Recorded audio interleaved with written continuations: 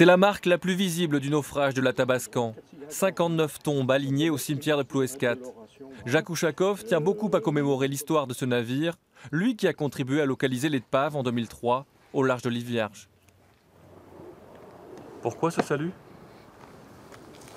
Ce salut, c'est l'hommage au commandant Stubbs, le commandant du destroyer, qui a péri avec ses hommes. Le 29 avril 1944, les combats font rage près des côtes finistériennes. 2 torpilleurs canadiens et 2 torpilleurs allemands s'affrontent. Ces derniers battent en retraite, mais en tirant leurs 12 torpilles. Malheureusement, une a frappé l'Athabascan, qui a coulé assez rapidement après une seconde explosion d'origine un petit peu indéterminée. Mais enfin, 5 ou 6 minutes après avoir l'explosion de la première torpille, l'Athabascan a donc coulé brutalement. Bilan, 128 morts et disparus. Dans ce cimetière de Ploescat, il y a 20 ans, des survivants du naufrage se souvenaient de la tragédie de leur jeunesse. Pour vous dire comment j'ai été longtemps à l'eau, dans le fond de l'eau, quand je suis remonté, le bateau finissait de couler vers pas, de même.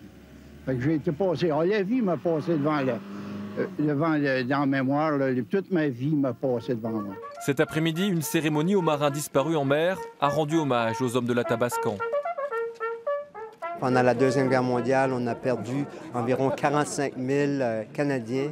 Parfois, certains d'eux étaient très, très jeunes. Et pour le Canada, c'est important qu'un pays comme la France continue à commémorer ce devoir de mémoire. Ces victimes du 29 avril 1944 sont associées aux morts du débarquement qui allait avoir lieu 5 semaines plus tard.